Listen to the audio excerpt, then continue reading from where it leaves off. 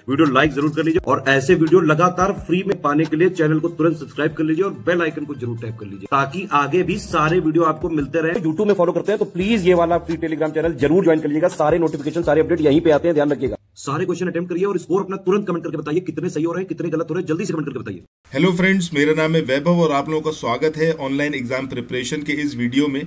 आज की इस क्विज में हम लोग कवर अप करेंगे 30 एमसीक्यू जो कि आपके आने वाले एग्जाम जो कि आपका यूपी पीसीएस प्री है 2022 का। इसके अलावा समीक्षा अधिकारी का जो एग्जाम होना है 2022 में और आरओ का जो मेंस एग्जामिनेशन है आरओ एआरओ का, तो उन सब के लिए बहुत ज़्यादा इंपॉर्टेंट है। वीडियो को कंप्लीट देखिएगा और जो भी आपका फीडबैक हो वो कमेंट सेक्शन में ज़रूर दीजिएगा, ठीक है। सो आइए अब स्टार्ट करते हैं इस वीडियो को।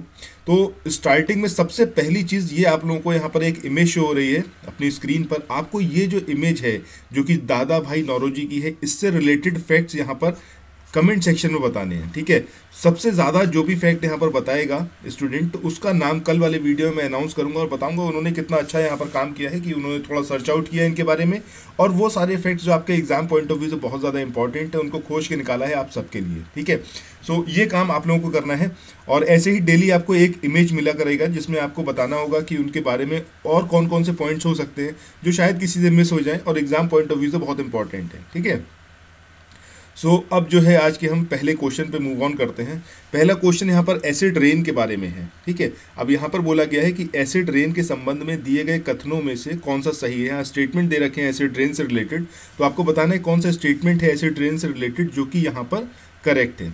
सबसे पहला है यहाँ पर कि जो SO2 है यानी कि सल्फर डाइऑक्साइड, इसके अलावा जो नाइट्रोजन ऑक्साइड होता है या फिर हम क्लोरीन फ्लोरीन की बात करें तो इन गैसेज की जो वृद्धि होती है उससे जो एसिड रेन होती है वो डेवलप होती है, ठीक है। मतलब एसिड रेन का एक रीज़न है सल्फर डाइऑक्साइड, नाइट्रोजन के ऑक्साइड, इसके अलावा क्लोरीन फ्लोरीन, ये गैसेज जब बारिश के पानी के साथ मिलती हैं तब जो है एसिड रेन बनाती हैं, ठीक है।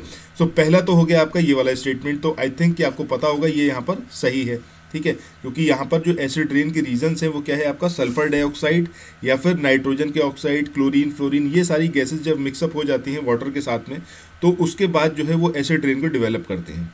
दूसरा स्टेटमेंट है कि इससे मृदा यानी कि जो आपकी सॉइल है उसकी फर्टिलिटी कम हो जाती है, उर्वरता कम हो जाती है। तो ऑब्वियस सी बात है भाई, एसिड अगर आप डालेंगे मिट्टी में तो उसकी उर्वरता कहाँ रह जाएगी, फर्टिलिटी तो खत्म ही हो जाएगी। सेकेंड स्टेटमेंट भी सही है। थर्ड स्टेटमेंट है कवकों के लिए अनुकूल जबकि शैवालों के लिए ये प्रतिकूल है, तो दिस इज ऑल्सो करेक्ट। तो इस तरीके से अगर हम देखें तो इसका जो सही आंसर आएगा वो क्या आएगा, ऑप्शन डी, ठीक है। कि फेवरेबल है किसके लिए, फंगी के लिए, जबकि अनफेवरेबल है एल्गी के लिए। ये स्टेटमेंट ऑल्सो करेक्ट। तो इस तरीके से इसका सही आंसर क्या होगा आपका, ऑप्शन डी।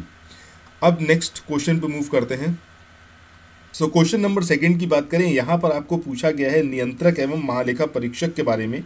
अब इसमें आपको स्टेटमेंट दे रखे हैं, आपको यहाँ पर सही स्टेटमेंट जो नहीं है, जो रॉन्ग स्टेटमेंट है वो आपको चूज़ करना है। पहले की बात करें तो पहला स्टेटमेंट में दिया हुआ है आर्टिकल 148 जिसमें CAG का प्रावधान है, ये एकदम सही है, ठीक है। तो ये 148 नंबर का आर्टिकल है जिसमें CAG का प्रावधान है। इसके अलावा सेकंड हम बात करें कि इनकी ड्यूटी की, तो CAG का काम क्या है, वित्तीय प्रशासन यानी कि फाइनेंशियल एडमिनिस्ट्रेशन, ये स्टेटमेंट भी यहाँ पर करेक्ट है।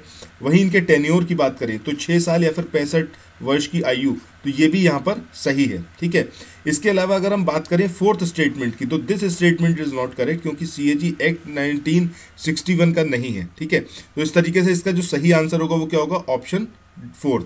तो ये चीज़ यहाँ पर याद रखिएगा। CAG से रिलेटेड ये सारे इंपॉर्टेंट फैक्ट्स हैं, ये अलग अलग तरीके से एग्जाम में आपसे पूछा जा सकता है, सिंगल स्टेटमेंट में आ सकता है, मल्टीपल में आ सकता है। सो एक बार आपने अब देख लिया है तो आई डोंट थिंक कि अब आप भूलेंगे इसको। इसके बाद नेक्स्ट आता है आपका, ये बड़ा इंपॉर्टेंट बुक है, इसने महात्मा गांधी की लाइफ को चेंज कर दिया, ऑन टू दिस लास्ट। बहुत ज़्यादा इन्फ्लुएंस करा महात्मा गांधी को। एक बार जब महात्मा गांधी जोहानिसबर्ग से जा रहे थे डरबन, तो उस ड्यूरेशन में इनके एक फ्रेंड थे जिनका नाम था हेनरी पोलाक, ठीक है। तो हेनरी पोलाक ने महात्मा गांधी को इस बुक के बारे में बताया था और ये पूरा लाइफ चेंज करने वाला इवेंट था महात्मा गांधी के, क्योंकि इस बुक से बहुत ज़्यादा इन्फ्लुएंस हुए थे। सो इस बुक के बारे में पूछा गया है कि ये बुक जो है किसके द्वारा लिखी गई थी, टॉल्स्टॉय के द्वारा, जॉन रस्किन के द्वारा, रिचर्ड हेडली या फिर इनमें से कोई नहीं। तो देखिए इसका अगर हम बात करें, इसका जो राइटर थे वो कौन थे, जॉन रस्किन, यानी कि सेकेंड वन ये यहाँ पर सही होगा, ठीक है। जॉन रस्किन यहाँ पर सही है। अब यहाँ पर एक चीज़ और याद रखनी है, ये थोड़ा सा इसको आप फॉरगेट करिएगा, ठीक है। जॉन रस्किन है जिन्होंने इस बुक को लिखा था। ये जो बुक है आपकी ये 1860 की लिखी हुई थी और महात्मा गांधी का बहुत बाद में पता चला है, क्योंकि जब महात्मा गांधी साउथ अफ्रीका में थे और जोहानिसबर्ग से डरबन जा रहे थे, उस ड्यूरेशन में जैसे मैंने आपको बताया कि हेनरी पोलाक के थ्रू उन्हें पता चला था और महात्मा गांधी ने बोला था इस चीज़ के लिए कि ये एक महान पुस्तक है। ये चीज़ भी याद रखिएगा, हो सकता है एग्जाम में इस तरीके से भी कोई स्टेटमेंट आ जाए। सो ये सारी बात थी हमारी इस बुक के बारे में। तो ये बुक बहुत इंपॉर्टेंट है, ऑन टू दिस लास्ट। तो ये आपको याद रखना चाहिए कि ये जॉन रस्किन की बुक है 1860 की, और हेनरी पोलाक के थ्रू महात्मा गांधी को इस बुक के बारे में पता चला था। महात्मा गांधी ने इस बुक के लिए बोला था कि ये एक महान पुस्तक है, यानी कि एक ग्रेट बुक है। ठीक है, इसके बाद अब नेक्स्ट क्वेश्चन पे मूव करते हैं। इसके बाद नेक्स्ट क्वेश्चन की बात करें, यहाँ पर बात करी गई है ऐसी अर्थव्यवस्था की जिसमें एक व्यक्ति एक नौकरी से दूसरी नौकरी में स्थानांतरित होता है, यानी कि शिफ्ट होता है। तो किस प्रकार की बेरोजगारी को ये प्रदर्शित करती है? संरचनात्मक, चक्रीय, घर्षणात्मक या फिर प्रच्छन्न? तो इसका सही आंसर क्या होगा आपका? साइक्लिक। ठीक है, ये इस तरीके की क्या होती है? साइक्लिक होती है। इसके बाद अब जो है नेक्स्ट क्वेश्चन पे मूव करते हैं। बात करते हैं, यहाँ पर बात करी गई है अंतर्राज्यीय परिषद और जो क्षेत्रीय परिषद है उससे रिलेटेड यहाँ पर स्टेटमेंट है। पहला स्टेटमेंट है यहाँ पर कि जो इंटर स्टेट काउंसिल है ये सांविधिक है, और जबकि जो क्षेत्रीय परिषद है ये संवैधानिक है। जबकि यहाँ पर उल्टा दिया हुआ है, क्योंकि अगर आप बात करें अंतर्राज्यीय परिषद की तो आर्टिकल 263 इसके तहत इसको बनाया गया है, तो ये कॉन्स्टिट्यूशनल बॉडी है। वहीं अगर हम क्षेत्रीय परिषद की बात करें तो ये जो है एक स्टैच्यूटरी बॉडी है। तो पहला स्टेटमेंट यहाँ पर गलत है। इसके बाद सेकंड हम बात करें, यहाँ पर बात करी गई इंटर स्टेट काउंसिल के जो संगठन है और जो उसकी प्रक्रिया है इसका निर्धारण संसद करता है, तो ये भी एक गलत है, क्योंकि यहाँ पर प्रेसिडेंट होना चाहिए था। इसके बाद नेक्स्ट है अंतर्राज्यीय परिषद की बैठक की अध्यक्षता प्रधानमंत्री करता है, ये तो बात सही है। लेकिन अगर हम बात करें क्षेत्रीय परिषद की तो इसकी गवर्नर करता है, तो ये चीज़ यहाँ पर गलत है, क्योंकि यूनियन होम मिनिस्टर यहाँ पर इसका सही आंसर है। तो इस तरीके से ये तीनों स्टेटमेंट गलत है। सही हमारा आंसर क्या आएगा कि निम्न में से कोई नहीं। तो डी जो है वो यहाँ पर सही रहेगा इसके बारे में। तो आज का अगला क्वेश्चन है, यहाँ पर आपको सही सुमेलित कौन सा है ये बताना है। सबसे पहला है जापान का संविधान, जिसमें बात करी गई है यहाँ पर कि राज्यसभा सदस्यों का चुनाव। दूसरा है आपका साउथ अफ्रीका का जो कॉन्स्टिट्यूशन है, यहाँ से आपको कमर्शियल फ्रीडम या फिर व्यापारिक स्वतंत्रता। ऑस्ट्रेलिया के संविधान की बात करें समवर्ती सूची यानी कि कॉन्करेंट लिस्ट। इसके अलावा ब्रिटिश कॉन्स्टिट्यूशन की बात करें तो सिंगल सिटीजनशिप। तो देखिए यहाँ पर जो सही है वो कौन सा होगा, वो है आपका ऑस्ट्रेलिया का जो कॉन्स्टिट्यूशन है, यहाँ से कॉन्करेंट लिस्ट को लिया गया है, ये यहाँ पर एकदम सही है।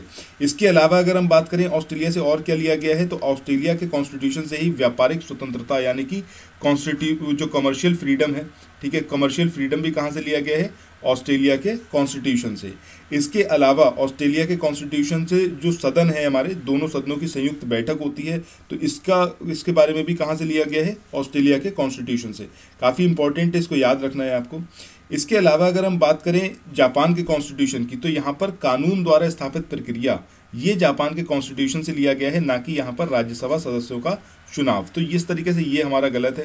जो व्यापारिक स्वतंत्रता है वो साउथ अफ्रीका के कॉन्स्टिट्यूशन से नहीं ली गई है, तो सेकंड वाला भी यहाँ पर गलत है।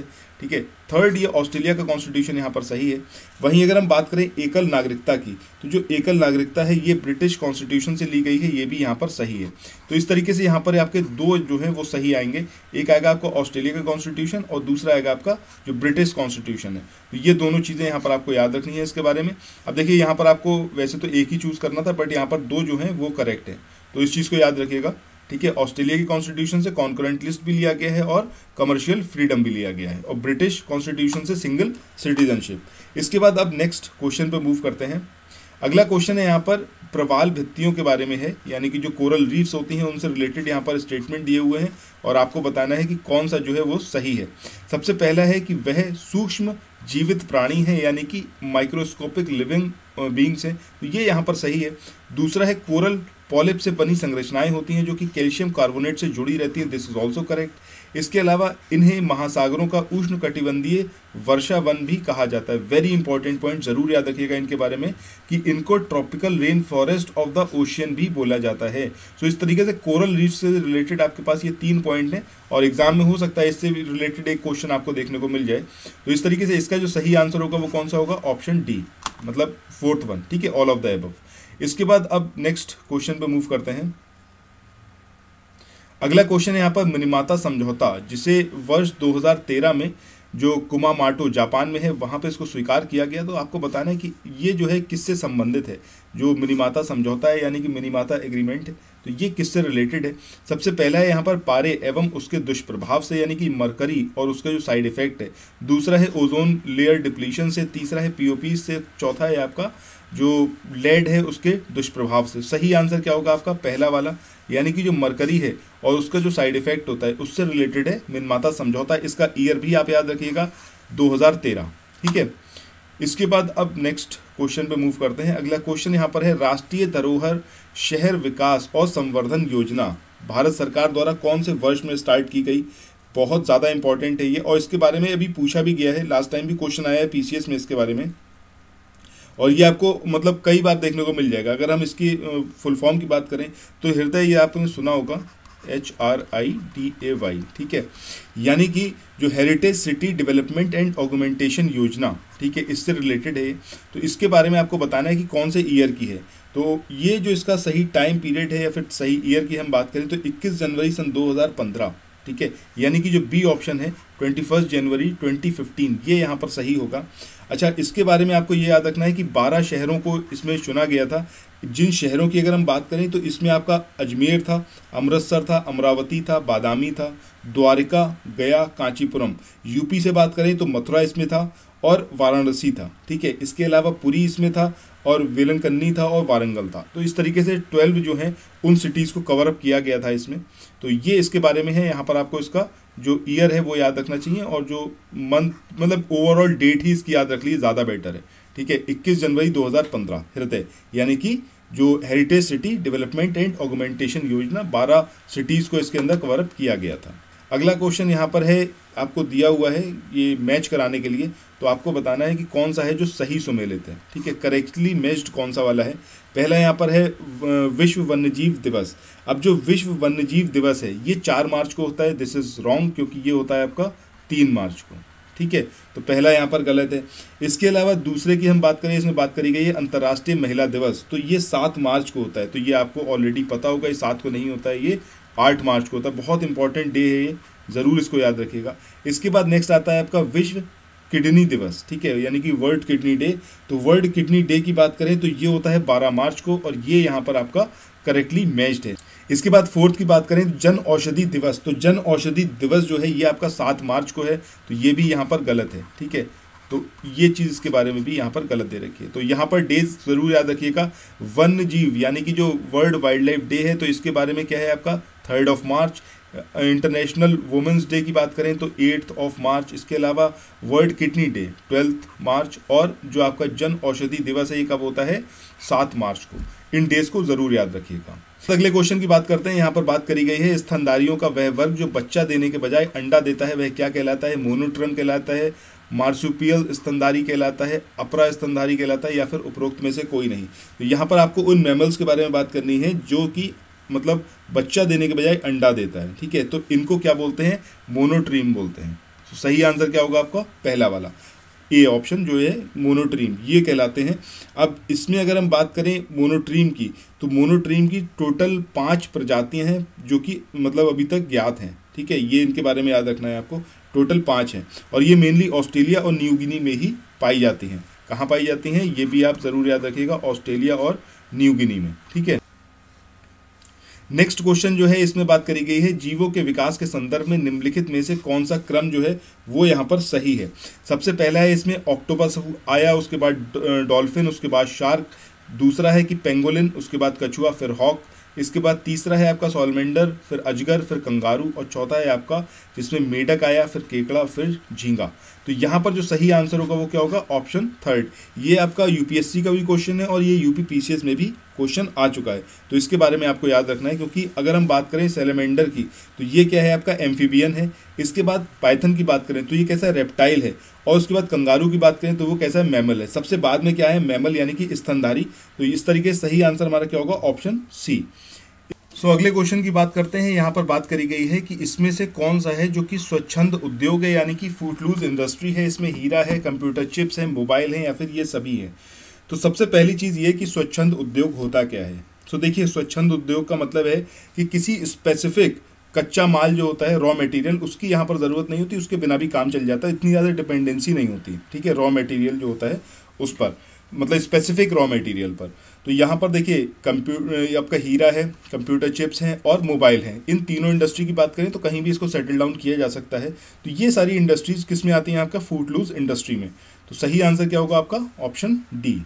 इसके बाद नेक्स्ट क्वेश्चन पे मूव करते हैं। अगला क्वेश्चन यहाँ पर आपको चूज करना है कि कौन सा है जो कि सही सुमेलित है। अब देखिए यहाँ पर सबसे पहले अगर हम बात करें पिसीकल्चर की, तो पिसीकल्चर जो यहाँ पर दे रखा है सब्जियों की खेती, बिल्कुल गलत है यहाँ पर, क्योंकि पिसीकल्चर किससे रिलेटेड है? आपका मछली पालन से। ठीक है, मछली पालन से। इसके बाद नेक्स्ट जो इसके अंदर दे रखा है उलेरी कल्चर। उलेरी कल्चर आपका ये किससे रिलेटेड है? ये है आपका सब्जी की खेती से, ठीक है, ना कि अंगूर की खेती से। तो this is also not correct. इसके बाद नेक्स्ट है आपका एरोपोनिक्स। अब जो एरोपोनिक्स है ये मृदा बिना जल में पौधे उगाना, ठीक है, ये भी यहाँ पर गलत दिया हुआ है। इसके अलावा नेक्स्ट आता है आपका वर्मी कल्चर। वर्मी कल्चर की अगर हम बात करें तो ये जो है आपका किससे रिलेटेड है? केचुओं की खेती से। ये यहाँ पर सही है। तो अर्थवॉर्म फार्मिंग यानी कि वर्मी कल्चर, ये यहाँ पर करेक्ट है। तो डी जो है वो यहाँ पर सही होगा। अब ये नेक्स्ट क्वेश्चन है, इसमें जो आपका ग्रासलैंड है उनसे रिलेटेड यहाँ पर पेयर्स दे रखे हैं। आपको जो गलत सुमेलित है यानी कि जो रॉन्गली मैच्ड है वो आपको बताना है, जो करेक्ट मैच नहीं है। ठीक है, तो सबसे पहले अगर हम बात करें स्ट्रैपी की, तो इसके बारे में दिया हुआ है कि ये आपका नॉर्थ अमेरिका में। तो पहला ही स्टेटमेंट यहाँ पर करेक्ट नहीं है, क्योंकि ये कहाँ पर है? आपका सेंट्रल एशिया में। ठीक है, तो हमारा सही आंसर क्या होगा? पहला वाला। दूसरे में हम बात करें पंपास के बारे में दे रखा है। तो देखिए पंपास की अगर हम बात करें तो ये आपका कहाँ पर है? साउथ अमेरिका में। ये चीज़ सही है। इसके अलावा अगर हम बात करें साउथ अमेरिका में तो एक आपका आता है लानोज, इनको भी याद रखिएगा, ये भी इंपॉर्टेंट है। और लानोज के अलावा सेराडो, ठीक है, सेराडो। तो ये सब घास के मैदान हैं जो कि आपके कहाँ पर हैं? साउथ अमेरिका में। तो ये चीज़ यहाँ पर करेक्टली मैच्ड है, तो ये है। इसके बाद नेक्स्ट आता है आपका रेंजलैंड। रेंजलैंड कहाँ पर आपका पड़ता है? ये है आपका ऑस्ट्रेलिया में। ऑस्ट्रेलिया में एक और घास के मैदान फेमस है जो आपके एग्जाम में आते हैं, जो कि आपका क्या है? डाउन्स है। ठीक है, तो इस तरीके से दो हैं ऑस्ट्रेलिया के। वहीं सेराडो अभी हमने देखा ही, सेराडो कहाँ पर है? आपका साउथ अमेरिका में। ठीक है, तो यहाँ पर जो हमारा आंसर रहेगा वो क्या रहेगा? Option A. तो अगले क्वेश्चन की बात करें, यहाँ पर युग्म दे रखे हैं, आपको बताना है कि सही युग्म कौन सा है, यानी कि जो करेक्टली मैच्ड जो पेयर है वो आपको चूज करना है। सबसे पहला यहाँ पर है नेशनल वाटरवे नंबर 1। अब नेशनल वाटरवे नंबर 1 ये आपका इलाहाबाद हल्दिया खंड का है, ना कि आपका धुबरी से सदिया है। तो पहला यहाँ पर गलत है। दूसरे की बात करें जिसमें नेशनल वाटरवे नंबर 2 की बात करी गई है, तो इलाहाबाद से हल्दिया, अभी हमने देखा ये नंबर 1 होना चाहिए था, तो ये भी गलत है।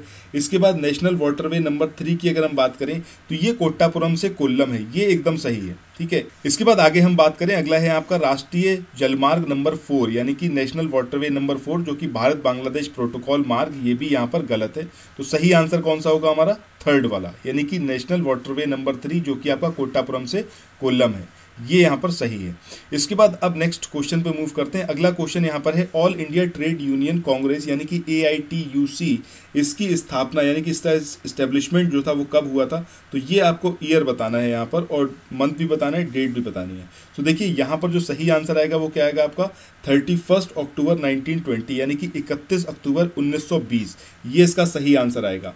अच्छा, यहाँ पर इसके बारे में आपको एक चीज़ और याद रखनी है कि इसके जो पहले अध्यक्ष बने, पहले अध्यक्ष कौन बने? तो इनका नाम क्या है? लाला जी। ठीक है, लाला लाजपत राय, ये इसके पहले अध्यक्ष रहे थे।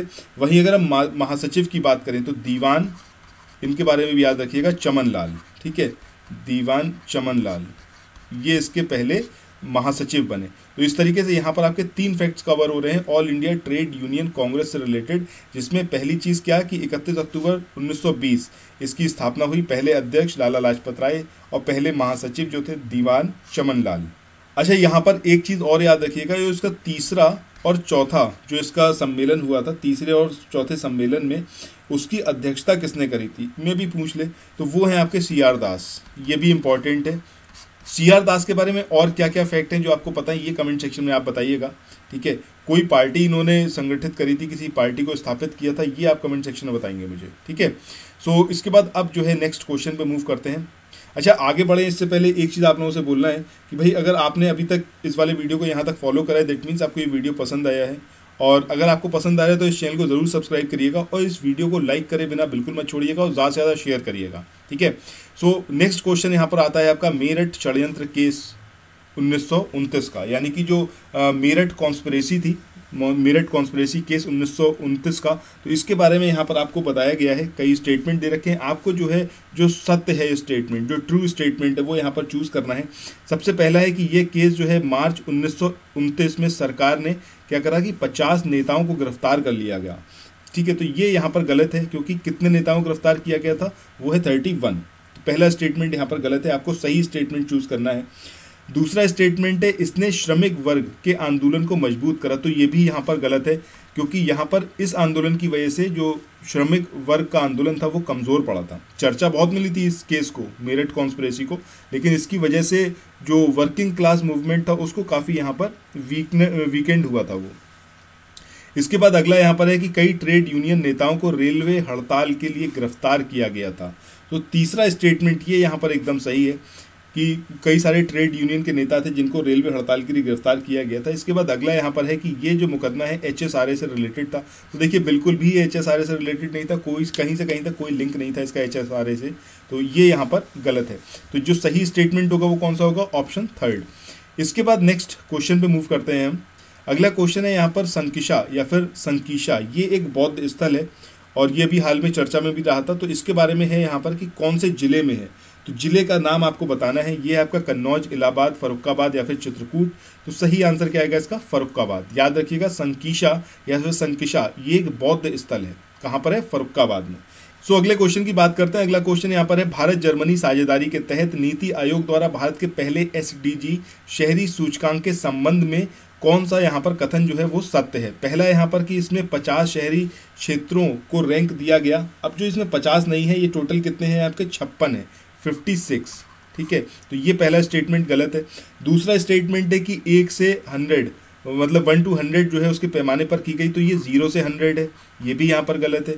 इसके बाद है कि 100 का स्कोर का अर्थ क्या है कि शहरी क्षेत्र ने 2025 तक लक्ष्य प्राप्त कर लिया है, यानी कि 2025 तक वो लक्ष्य प्राप्त कर लेगा जो भी टारगेट्स हैं।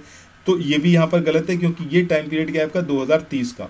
इसके बाद नेक्स्ट आता है आपका कि सूचकांक में शिमला शीर्ष पर रहा। तो ये स्टेटमेंट यहाँ पर एकदम करेक्ट है कि ये जो सूचकांक है 2021-22 का, जिसमें भारत और जर्मनी की साझेदारी के साथ नीति आयोग ने इसको डेवलप करा है, तो यहाँ पर सही आंसर क्या है, शिमला जो है वो इस इंडेक्स में टॉप पर रहा था।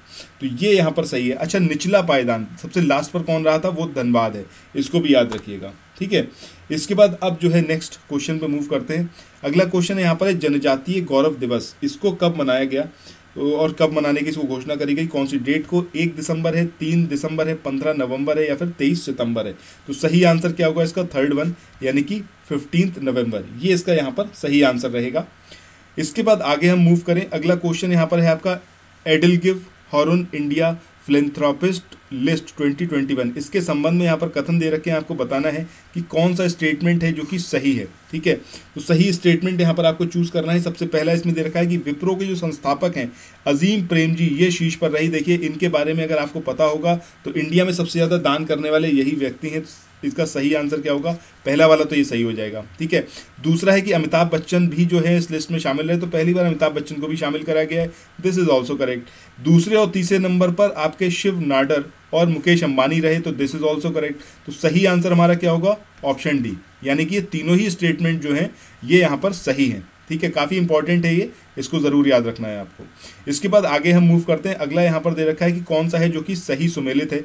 इसमें पहला है आपका वैश्विक बहुआयामी गरीबी सूचकांक, सही सुमेलित वाला आपको चूज करना है। ठीक है, अब जो ये पहला यहाँ पर दे रखा है जिसमें बात करी गई है जो आपका global multi dimensional poverty index 2021 है, तो यहाँ पर इसके बारे में आपको बताना है कि ये जो है कब से प्रकाशित होना शुरू हुआ। तो यहाँ पर दे रखा है 2011, जबकि ये 2011 नहीं है, ये 2010 है। ठीक है, इसके बाद नेक्स्ट क्या है आपका QS एशिया यूनिवर्सिटी रैंकिंग 2022, शीर्ष पर नेशनल यूनिवर्सिटी ऑफ सिंगापुर रहा, ये एकदम सही है। ठीक है, इसमें कोई भी डाउट नहीं है। इसका आंसर क्या होगा आपका, जो नेशनल यूनिवर्सिटी ऑफ सिंगापुर है, यही इसका सही मैच्ड है। इसके बाद अगला आता है आपका वैश्विक भुखमरी सूचकांक। यहाँ पर हिंदुस्तान का जो नंबर है वो कितना है, 100 है। सो देखिए अगर भुखमरी इंडेक्स की बात करें तो काफ़ी हिंदुस्तान के बारे में इसमें बोला भी गया था कि भाई वैसे तो विश्व गुरु बनने जा रहा है, लेकिन स्थिति इतनी खराब है कि भुखमरी वाले इंडेक्स में हम लोग जो है इतना बढ़िया परफॉर्म कर रहे हैं। तो यहाँ पर सही आंसर क्या है इसका, 101, 101 नंबर का शगुन जो है, शगुन मिला है यहाँ पर। ठीक है, सो सही आंसर क्या होगा इसका, 101, जबकि यहाँ पर गलत दे रखा है। ठीक है, इसके बाद अगला है वैश्विक खाद्य सुरक्षा सूचकांक 2021, तो यहाँ पर शीर्ष पर फिनलैंड रहा, तो ये फिनलैंड यहाँ पर नहीं है, इट शुड बी आयरलैंड, तो ये भी यहाँ पर गलत है। तो इस तरीके से यहाँ पर जो सही आंसर होगा, जो करेक्टली मैच्ड है, वो सेकंड वाला है, QS Asia university ranking 2022 topped by national university of Singapore. इसके बाद अगला क्वेश्चन यहाँ पर है कि निम्नलिखित में से किस बौद्ध संगति में अभिधम्म पिटक की रचना हुई। बड़ा इंपॉर्टेंट क्वेश्चन है ये। अब ये पहला बुद्धिस्ट काउंसिल था, दूसरा था, तीसरा था या फिर चौथा? सही आंसर क्या होगा आपका? थर्ड। ठीक है, थर्ड बुद्धिस्ट काउंसिल में अभिधम्म पिटक की रचना हुई। 250 BC में ये संगति हुई थी। अशोका का टाइम पीरियड था। मतलब इससे रिलेटेड कई सारे फैक्ट्स हैं जो एग्जाम में आते हैं। अब अशोका आपका मौर्य जो वंश है उससे रिलेटेड है, आई होप कि आपको ऑलरेडी पता होगा। पाटलिपुत्र में ये हुई थी, ये भी आपको यहाँ पर इसके बारे में याद रखना चाहिए। ठीक है, पाटलिपुत्र में हुई थी। इसके अलावा जो इसकी अध्यक्षता करी थी वो किसने करी थी? मोगलीपुत्र तिस्सु ने। तो ये भी आपको यहाँ पर पता होना चाहिए। ठीक है, तो यहीं पर अभिधम्म पिटक जो है इसको मतलब इसकी रचना करी गई थी। इसके बाद आगे मूव करते हैं अगले क्वेश्चन पे। अगला क्वेश्चन यहाँ पर है, निम्नलिखित में से किसकी अध्यक्षता में निपुण भारत मिशन के क्रियान्वयन या फिर कार्यान्वयन के लिए एक राष्ट्रीय संचालन समिति यानी कि नेशनल स्टीयरिंग कमेटी इसको सेटअप किया गया है? राजीव महर्षि, धर्मेंद्र प्रधान, शशिकांत दास या फिर इनमें से कोई नहीं? तो सही आंसर क्या होगा आपका? ऑप्शन बी यानी कि धर्मेंद्र प्रधान। ठीक है, इसके बाद अब जो है नेक्स्ट क्वेश्चन पे मूव करते हैं। अगला क्वेश्चन यहाँ पर है, महात्मा गांधी निम्न में से किसकी विचारधारा से प्रभावित हुए? इसमें रस्किन है, टॉलस्टॉय है, थॉरो है और उपरोक्त सभी। अभी देखिए इसी सेशन में हमने देखा था कि रस्किन के बारे में ऑन टू दिस लास्ट, तो उससे बहुत ज़्यादा इन्फ्लुएंस हुए थे महात्मा गांधी, ये सही है। दूसरा अगर हम टॉलस्टॉय की बात करें तो इनसे भी महात्मा गांधी बहुत ज़्यादा प्रेरित हुए थे।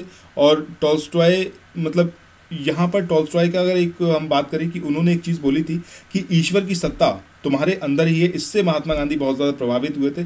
और उनके जो अहिंसा आंदोलन अगर उसको देखें तो उसका बेस भी क्या रहा था? यही स्टेटमेंट रहा था, या फिर इनका जो विचार था उस विचार से मतलब प्रभावित रहे थे महात्मा गांधी, जो उनके आंदोलन में भी दिखाई पड़ता है। तो टॉलस्टॉय भी यहाँ पर सही आंसर है। इसके बाद नेक्स्ट जो आता है इसमें है थॉरो। ठीक है, तो थॉरो की अगर हम बात करें तो थॉरो से भी महात्मा गांधी बहुत ज़्यादा इन्फ्लुएंस्ड रहे थे। तो ये तीनों ही जो है वो यहाँ पर सही रहेंगे। तो आंसर जो आएगा वो कौन सा होगा आपका? ऑप्शन डी यानी कि उपरोक्त सभी। तो उपरोक्त सभी जो है वो यहाँ पर करेक्ट होगा। इसके बाद आगे मूव करते हैं। अगला क्वेश्चन यहाँ पर है, निम्नलिखित में से किस अनुच्छेद में मंत्रिपरिषद का सामूहिक रूप से संसद के प्रति और विशेष रूप से कहें तो लोकसभा के प्रति उत्तरदायित्व यानी कि जो रिस्पॉन्सिबिलिटी है उसका प्रोविजन किया गया है? ये आर्टिकल 75(3) है, आर्टिकल 74 है, आर्टिकल 164(3) है या फिर आर्टिकल नंबर 78 है? तो देखिए यहाँ पर जो इसका सही आंसर आएगा वो क्या आएगा आपका? ऑप्शन ए यानी कि 75(3). ठीक है, तो ये यहाँ पर सही होगा। अब यहाँ पर आपको एक चीज़ और याद रखनी है, काउंसिल ऑफ मिनिस्टर्स की बात करें, प्राइम मिनिस्टर की बात करें या फिर अटॉर्नी जनरल की बात करें तो 74 से 78 तक ये आर्टिकल्स रहते हैं। सो ये आपको कमेंट सेक्शन में बताना है। अटॉर्नी जनरल का ही मैंने नाम लिया था, तो अटॉर्नी जनरल का आर्टिकल कौन सा है कि ठीक है, कौन से आर्टिकल में अटॉर्नी जनरल के बारे में दिया हुआ है। सो अगर हम आर्टिकल 74 की बात करें तो इसमें ये चीज़ बोली गई है, जो काउंसिल ऑफ मिनिस्टर्स हैं ये जो है प्रेसिडेंट को एडवाइस करना या फिर उनको सहायता प्रदान करना, ये वाला काम किस में होता है? आर्टिकल 74 में। ठीक है, मतलब इसके ये प्रोविजन है वो आर्टिकल 74 में है। इसके बाद नेक्स्ट आता है आपका आर्टिकल 164(3). तो आर्टिकल 164(3) की अगर हम बात करें तो इसमें ये चीज़ दे रखी है, जो गवर्नर है वो एडमिनिस्टर करेगा the oath of the ministers. ठीक है, मतलब जो मिनिस्टर है उनको ओथ दिलाना या फिर शपथ दिलाने का काम जो है वो राज्यपाल करेगा। तो ये आपका आर्टिकल 164(3) में गिवन है। तो ये आपका इसके बारे में है। बाकी अगर हम बात करें आर्टिकल 78 की, तो आर्टिकल 78 में जो प्राइम मिनिस्टर इनकी ड्यूटीज़ के बारे में दिया हुआ है। तो यहाँ पर जो हमारा सही आंसर होगा वो कौन सा होगा? आर्टिकल 75(3), ये यहाँ पर सही है। इसके बाद अब आगे मूव करते हैं अगले क्वेश्चन पर। अगला क्वेश्चन यहाँ पर है, आपको चूज करना है कि कौन सा है जो कि सही सुमेलित नहीं है। ठीक है, रॉन्गली मैच्ड है वो कौन सा है? पीतल की मूर्तियों की बात करें तो मथुरा, मिट्टी के खिलौने बात करें आगरा, सिगरेट निर्माण की बात करें सहारनपुर और टॉर्च निर्माण की बात करें तो ये कानपुर। अब यहाँ पर जो सही सुमेलित नहीं है वो आपको बताना है। तो देखिए अगर हम टॉर्च की बात करें तो टॉर्च जो है, टॉर्च का निर्माण कानपुर में नहीं होता, ये यहाँ पर गलत है। ये है आपका लखनऊ। ठीक है, नवाबों का शहर है लखनऊ, तो लखनऊ है यहाँ पर इसका सही आंसर। वहीं अगर सिगरेट निर्माण की बात करें तो सहारनपुर बहुत इंपॉर्टेंट है और सेपरेटली भी आपसे पूछा जा सकता है, तो इसको याद रखना है आपको। वहीं अगर हम बात करें पीतल की मूर्तियों की तो मथुरा यहाँ पर सही दिया हुआ है। इसके बाद अगर हम बात करें आपका मिट्टी के खिलौने, तो मिट्टी के खिलौने ये आपके आगरा, और आगरा के अलावा अगर आपको गोरखपुर दिखे तो वो भी यहाँ पर सही होगा। ठीक है, तो इस तरीके से अगर हम इस पूरे में देखें तो हमारा जो सही आंसर है वो कौन सा होगा, आपका डी वाला, यानी कि टॉर्च मैन्युफैक्चरिंग, ये यहाँ पर सही रहेगा, क्योंकि हमको जो नॉट मैच्ड है यानी कि जो सही सुमेलित नहीं था वो चूज़ करना था, तो ये कानपुर नहीं है, क्या होना चाहिए आपका, लखनऊ। सो अगला यहाँ पर क्वेश्चन है 29 नंबर का, जिसमें एक तरफ आपको फसल उत्पादन दे रखे हैं, दूसरी तरफ कंट्री दे रखी है। सबसे पहले हम बात करें मैंगो की यानी कि आम की, तो ये आपका चाइना नहीं है, ये आपका होना चाहिए था इंडिया। ठीक है, it should be India. Second बात हम करें अनानास की यानी कि पाइनएप्पल, तो ये कोस्टारिका, ये यहाँ पर एकदम सही है। इसके बाद अगला आता है आपका ऑरेंज, जो कि यहाँ पर भारत दे रखा है, तो इट शुड बी ब्राज़ील, ये भारत नहीं है, ये है ब्राज़ील। इसके बाद पोटैटो की बात करें तो बांग्लादेश, ये भी यहाँ पर गलत है, क्योंकि यहाँ पर होना चाहिए था आपका चाइना। ठीक है, तो हमारा जो सही आंसर होगा वो कौन सा होगा, सेकेंड वाला। इसके बाद अब जो है आज के आखिरी क्वेश्चन पर चलते हैं। आज का आखिरी क्वेश्चन है यहाँ पर कि निम्नलिखित में से कौन सा जिला है जो चमड़े की वस्तुओं के लिए प्रसिद्ध है। इसमें कानपुर फर्रुखाबाद है, आगरा कानपुर है, लखनऊ सीतापुर या फिर बरेली आगरा। तो यहाँ पर जो सही आंसर होगा वो कौन सा होगा, आपका आगरा और कानपुर। ये जो है आपका लेदर गुड्स के लिए बहुत ज़्यादा फेमस है।